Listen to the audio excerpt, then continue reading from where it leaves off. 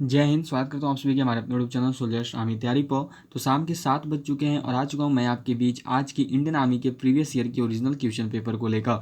आज जो हम लोग देखिए सोल्जर ट्रेड्समैन का ROHQ दानापुर का जो है पेपर करने वाले हैं। बेसिक डिटेल्स दी है इसमें, जो ड्यूरेशन 60 मिनट दी जाती है, मैक्सिमम मार्क्स 100, पासिंग मार्क्स 32, ये सब आप भी जानते हैं बेसिक डिटेल्स है वो दी गई हैं।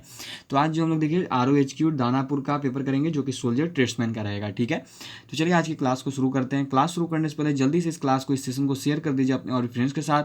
सभी को लाइक जरूर कर दीजिएगा और जो भी हमारे इस यूट्यूब चैनल पर नए हों वो चैनल को सब्सक्राइब करके बेल आइकन जरूर प्रेस कर दे। देखिए हमारे इस यूट्यूब चैनल पर जो है रोज दोपहर 1 बजे इंडियन आर्मी का GK GS का क्लास आता है एंड रोज शाम 7 बजे जो है इंडियन आर्मी का original previous year question paper जो है आपको सोल्व करवाया जाता है। तो हमारे दोनों क्लासेज में आप सब जरूर जुड़े। और देखो मैं आप सबको बोलूँगा कि चाहे किसी भी ट्रेड की पेपर हो, ट्रेड्समैन की हो, GD की हो, टेक्निकल की हो, नर्सिंग, किसी की भी पेपर चल रही हो, आप किसी भी ट्रेड से हो, सभी की सभी क्लासेस जरूर ज्वाइन करें, सभी प्रीवियस ईयर जरूर बनाएं। क्योंकि देखिए खास करके जो GK GS होता है वो सभी में रिपीटेड रहता है कि कभी GD वाला ट्रेडमैन में आ जाता है, कभी ट्रेडमैन वाले GD में आ जाते हैं, कभी टेक्निकल में, कभी नर्सिंग में, सभी सेम ही चलते हैं। GK GS इंडियन आर्मी केवल रिपीट करते रहती है। आज आपको बहुत सारे ऐसे क्वेश्चन देखेंगे जो कि GD में भी पहले आ रखे हैं, टेक्निकल में भी पहले आ रखे हैं और देखो इन्होंने ट्रेडमैन में डाल दिए हैं।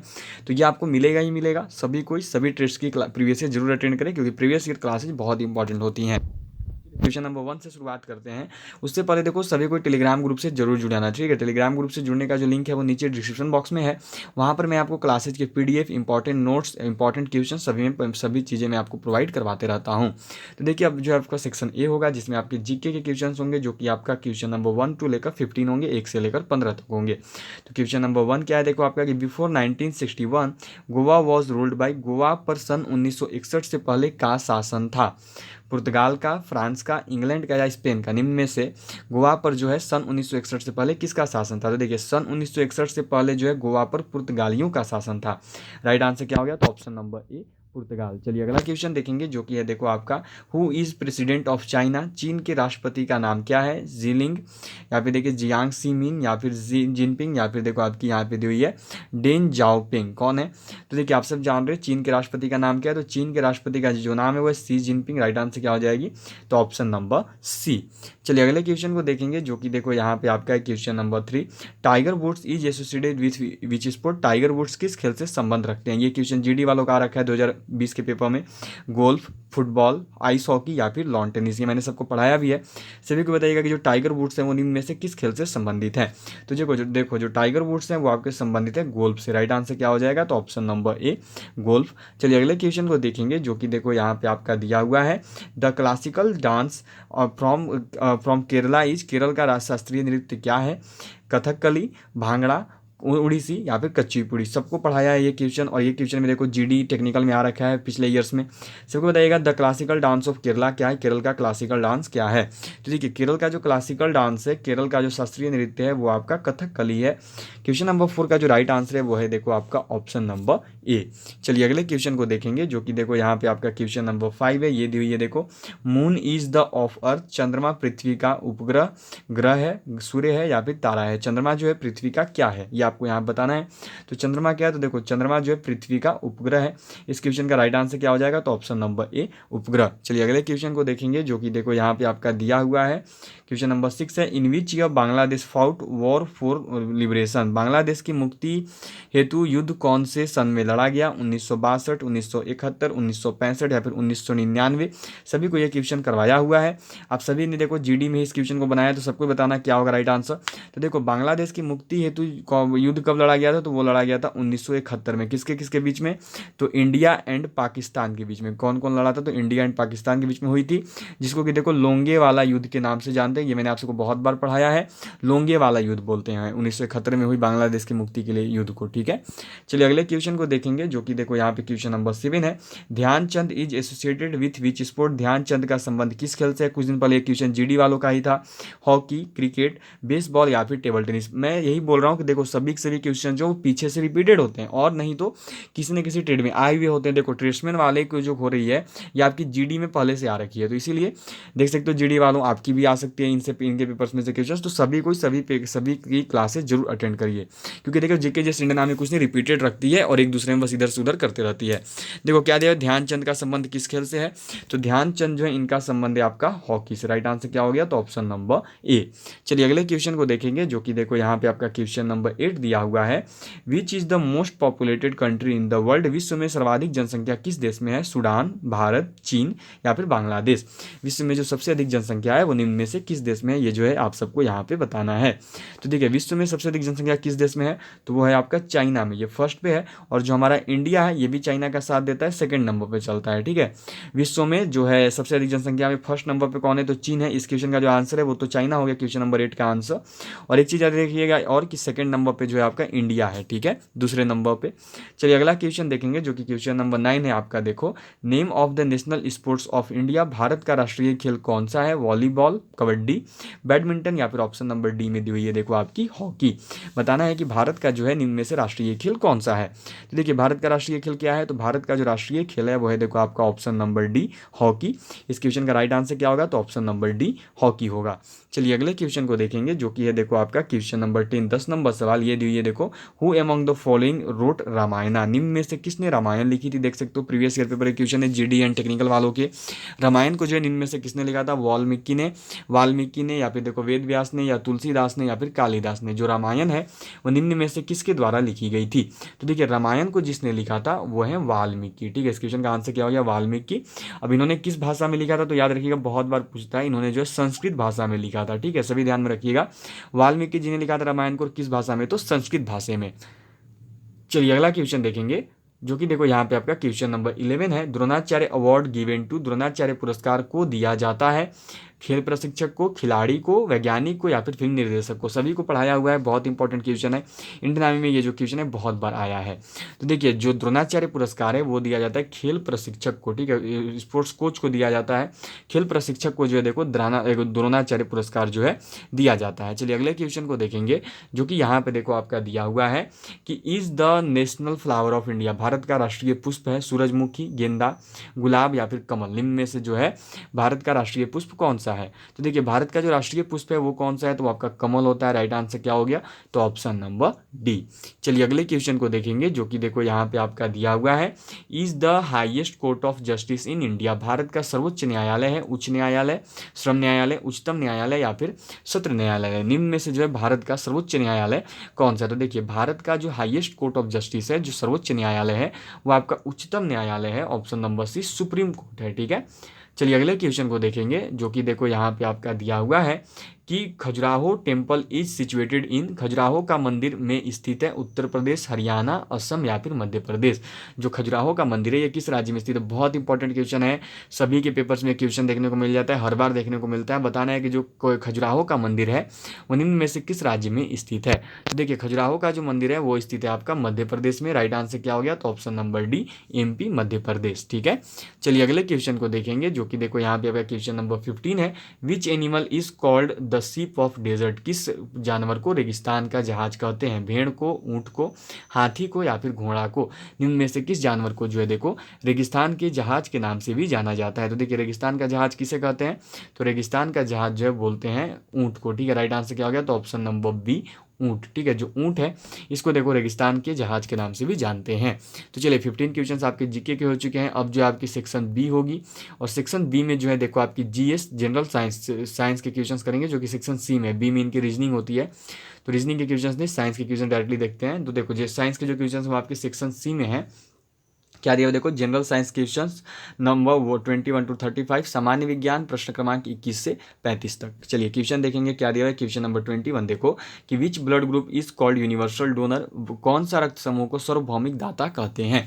सार्वभौमिक दाता बताना है जिसे यूनिवर्सल डोनर कहते हैं। निम्न में से किस राज्य को, किस रक्त समूह को, बी, ए, ए, या फिर यहाँ पे देखो क्या दिया हुआ है बी, और ऑप्शन नंबर ए में बी ब्लड ग्रुप है, ऑप्शन नंबर बी में ओ है, ऑप्शन नंबर सी में ए है, ऑप्शन नंबर डी में ए बी है।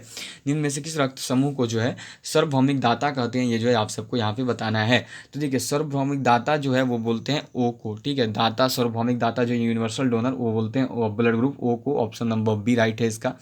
चलिए अगले क्वेश्चन को देखेंगे जो कि देखो यहाँ पे आपका दिया हुआ है क्वेश्चन नंबर नेक्स्ट है आपकी देखो कि what is the full form of GSLV, GSLV का मतलब क्या है, ये आप सबको यहाँ बतानी है कि जो जीएसएलवी है उसका फुल फॉर्म क्या होता है, ये जो है आप सबको यहाँ पे बताने की कोशिश करनी है। तो चलिए सबको बताना इसका राइट आंसर क्या होगा, जीएसएलवी का जो है फुल फॉर्म क्या होता है। तो देखिए जो जीएसएलवी है इसका जो फुल फॉर्म है वो होता है देखो आपका जियो सिंक्रोनस सैटेलाइट लॉन्च व्हीकल्स, जो राइट आंसर इसका वो है ऑप्शन नंबर ए। क्या होता है, तो वो होता है geosynchronous satellite launch vehicle, option number A जो है इस क्वेश्चन का राइट आंसर है, जीएसएलवी का फुल फॉर्म। चलिए अगले क्वेश्चन को देखेंगे जो कि देखो यहाँ पे आपका क्वेश्चन नंबर 23 है, ये दी हुई है देखो आपकी यहाँ पे which vitamin is provided by sunlight to the body, सूर्य की रोशनी से शरीर को कौन सा विटामिन प्राप्त होता है, vitamin C, vitamin D, vitamin A या फिर विटामिन बी। सूर्य की रोशनी से जो है शरीर का कौन सा विटामिन मिलता है, शरीर को कौन सा विटामिन मिलता है, ये जो है आप सबको यहाँ पे बतानी है। तो जल्दी से आंसर करिएगा। तो देखिए सूर्य की रोशनी से जो है शरीर को विटामिन डी की प्राप्ति होती है। इस क्वेश्चन का जो राइट आंसर है वो है देखो आपका ऑप्शन नंबर बी।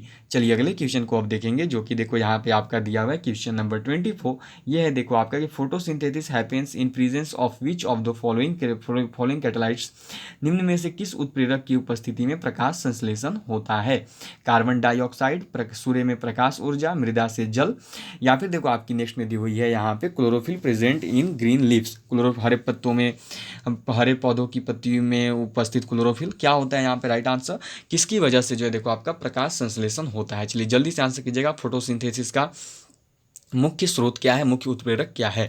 देखिए राइट आंसर क्या हो जाएगा, तो सबको पता है राइट आंसर क्या होनी है, ऑप्शन बी सूर्य से प्रकाश ऊर्जा, ठीक है। लाइट ऑफ सन जो होती है, जो सूर्य का प्रकाश ऊर्जा है, इससे देखो आपका मुख्य रूप से फोटोसिंथेसिस होता है, ठीक है, प्रकाश संश्लेषण होता है। चलिए अगले क्वेश्चन को देखेंगे जो कि देखो आपका क्वेश्चन नंबर 25 है, ये दी हुई है देखो which part of the body is affected by hepatitis B, hepatitis B से शरीर का कौन सा भाग प्रभावित होता है, फेफड़ा, किडनी, अग्नाशय या फिर लीवर। जो हेपेटाइटिस बी है उससे निम्न में से कौन सा शरीर का भाग जो है प्रभावित होता है, ये जो है आप सबको यहाँ पे बताना है। तो देखिए हेपेटाइटिस बी से शरीर का कौन सा भाग प्रभावित होने वाला होता है, तो हेपेटाइटिस बी से प्रभावित होने वाला जो भाग है वो है आपका liver, option number D. Question number 25 का राइट आंसर क्या हो जाएगा, तो क्वेश्चन नंबर 25 का जो राइट आंसर है वो है आपका ऑप्शन नंबर डी। चलिए अगले क्वेश्चन को देखेंगे जो कि है देखो यहाँ पे आपका क्वेश्चन नंबर 26, ये दी हुई है देखो कि plant inhale carbon dioxide and exhale, पौधे कार्बन डाइऑक्साइड अंदर लेते हैं और बाहर निकालते हैं नाइट्रोजन, एलपीजी, ऑक्सीजन या फिर मीथेन। क्या जो है बाहर निकालते हैं पौधे, ये जो है आप सबको यहाँ बताना है। वो कार्बन डाइऑक्साइड लेते हैं तो क्या बाहर निकालते हैं, तो देखिए कोई भी पौधा जो है कार्बन डाइऑक्साइड अंदर लेता है तो वो बाहर क्या निकालता है, तो वो निकालता है ऑक्सीजन। इस क्वेश्चन का राइट आंसर क्या हो जाएगा, तो ऑप्शन नंबर सी। चलिए अगले क्वेश्चन को देखेंगे जो कि यहाँ पे देखो आपका क्वेश्चन नंबर 27 है, ये दी हुई है देखो in how many days earth complete one rotation around the sun, कितने दिनों में पृथ्वी सूर्य की एक परिक्रमा पूरी करती है, 24, 365, 160 या फिर 30। कितने दिनों में जो है देखो पृथ्वी जो है सूर्य की एक परिक्रमा पूरी करती है। तो देखिए जो पृथ्वी है वो सूर्य की एक परिक्रमा 365 दिनों में पूरी करती है। राइट आंसर क्या हो गया, तो ऑप्शन नंबर बी।